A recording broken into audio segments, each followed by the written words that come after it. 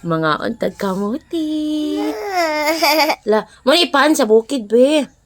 Ano, tawad dami ba kayo ni be?